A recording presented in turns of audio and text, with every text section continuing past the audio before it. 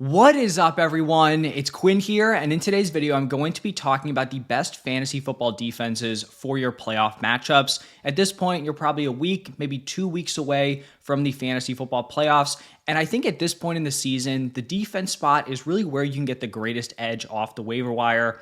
Running backs, wide receivers, quarterbacks, tight ends, they're probably going to be pretty picked through at this point. Maybe you can get a handcuff running back that becomes relevant, but in competitive leagues, there's just not going to be a ton out there. But at the defense spot, I think that's where you can find some potential league winning options. So in this video, I'm going to be running through some of the top defenses in week 15, 16, 17, and then at the end, I'll run through defenses that have pretty solid matchups for all three of those weeks. Keep in mind that these are going to be defenses that are rostered in under 50% of leagues using the ESPN waiver wire. Just wanted to talk through some defenses that are going to be pretty widely available. No guarantee these teams are out there, but they are going to be under that 50% threshold. Let's just dive right into week 15 here. Kind of just going to run through these. We have the Cardinals going up against the Patriots.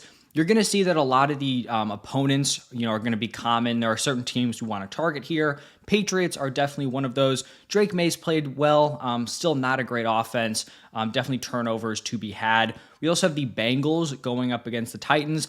Bengals have not been a great defense. I'll get into them a little bit more in depth later on, but they really haven't been terrible in favorable matchups. Will Levis has been playing better, but I still think the Titans are a team you want to target. We have the Falcons going up against the Raiders. Kind of a similar thing. Aiden O'Connell looked great against the Chiefs in week 13, but not an offense that has consistently produced this season. Jets going up against the Jaguars. Jets defense has been underwhelming, but a really nice matchup against the Jaguars, who are going to be without Trevor Lawrence. They have not looked good with no T-Law. And then the fifth team here for week 15, the Commanders going up against the Saints. Saints offense has really just taken hit after hit. Chris Olave, Rashid Shaheed, Taysom Hill injured. We'll see what Chris Olave's status is moving forward, but at this point, I do think the Commanders are a solid play in week 15. Now, looking at week 16, we have the Packers going up against the Saints. Packers defense has been pretty impressive. They just don't have a great matchup, I guess, aside from week 16 here, going up against the Saints. We have the Bengals going up against the Browns. Obviously, with Winston at quarterback, there's going to be turnover upside. He can go out, he can sling it, rack up a ton of volume, but the turnovers are still going to be there. We have the Colts going up against the Titans. Once again, you want to look at that Titans matchup. Will Levis has played better, but there's still opportunities there. Then we have the Raiders going up against the Jaguars. Raiders defense hasn't been great, but that Jaguars matchup is pretty juicy. Then the Cardinals going up against the Panthers. Panthers, another team that have kind of turned it around here, but still I'd say a plus matchup. Plus this Cardinals defense has just looked legitimately good. And then an honorable mention to the Falcons going up against the Giants. Another one of those defenses we'd be looking at. And then week 17, we have the Titans going up against the Jaguars. This would be for your fantasy football championship. Chargers going up against the Patriots. Chargers defense has been pretty great this season. They just have a really tough schedule, outside of week 17 here. So if they're sitting on waivers, maybe week 15, 16, you could scoop them up a week early, get that good defense in a prime matchup. Then we have the Saints going up against the Raiders, targeting that Raiders matchup. Colts going up against the Giants. Giants offense, obviously one you want to target. And then the Jaguars going up against the Titans. So that's week by week. Now let's take a look at some of the defenses that consistently have solid matchups. If you're not someone who wants to be grinding the waiver wire week after week, switching out your defense, you could potentially roll with these defenses for maybe all 3 weeks of the fantasy football playoffs. So we're going to start off here with the Bengals. They have the Titans, the Browns, and the Broncos. Now, I think a lot of people are going to look at the Bengals. They're just going to throw them away because they have not been a good defense. And that's true. They are 29th in points per game this season. But I think when you actually break down their specific games, I think on paper they had 5 great matchups in terms of going up against soft offenses. Those 5 were the Patriots, the Panthers, the Giants, the Browns, and the Raiders. In those 5 matchups, they put up 7.6 points per game. They allowed under 16 total points per game. They had 12 sacks in those 5 matchups and 4 interceptions. So they've been getting killed by some really good offenses. Obviously, you don't want to play them in those spots. But in terms of weaker offenses, they haven't been all that bad.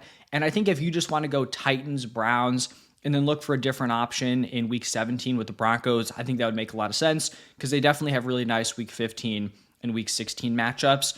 The other defense here, we're going to go with the Colts going up against the Broncos, Titans, and Giants.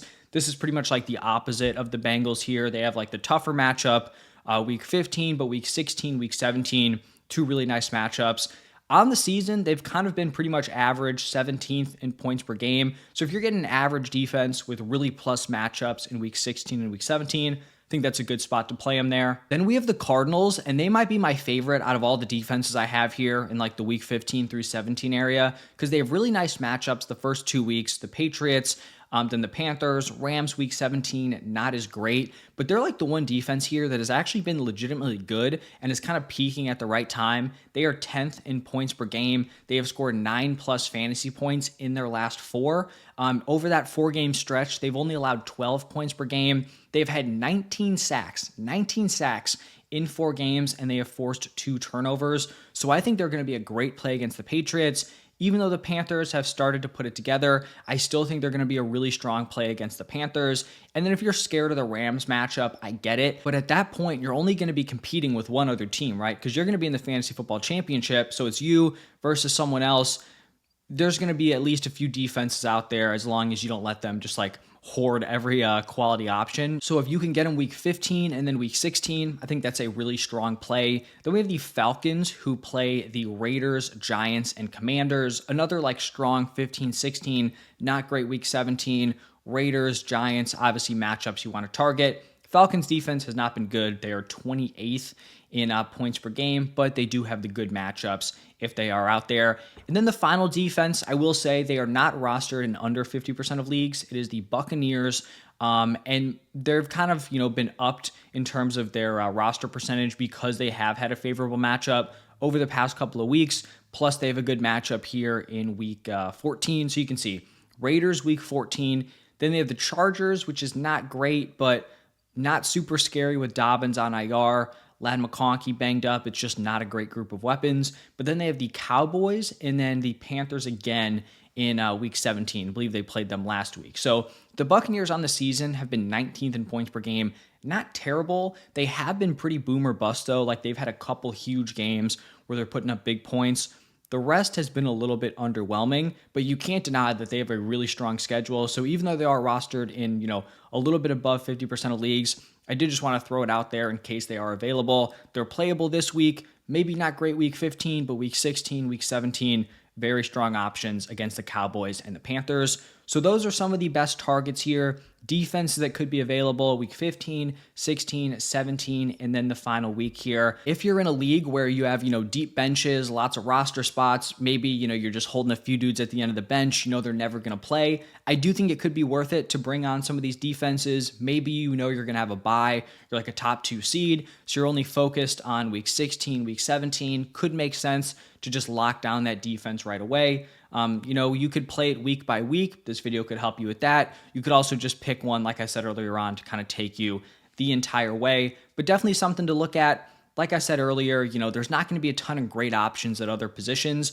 but defenses could potentially be the deciding factor. I will say, not super related to this video, but at this point, I'm not super interested in filling out my bench with a bunch of these depth wide receivers who are never going to crack your lineup. If I'm filling out the rest of my bench, if it's not with, a solid defense for the future, it would be handcuff running backs, because there are no other positions where you can take a player and just magically turn them into a top 15 running back. That's what you could do with handcuffs. Like a wide receiver, some random dude on the waiver wire, they're not going to win your league. If you have a Blake Corum and Kyron Williams goes down with an injury, he could be a legit league winner for you. Just turn into a top 12 running back. You have a Ray Davis, James Cook goes down. These are guys that truly could be league winners. So at this point, I think, you have your starting options.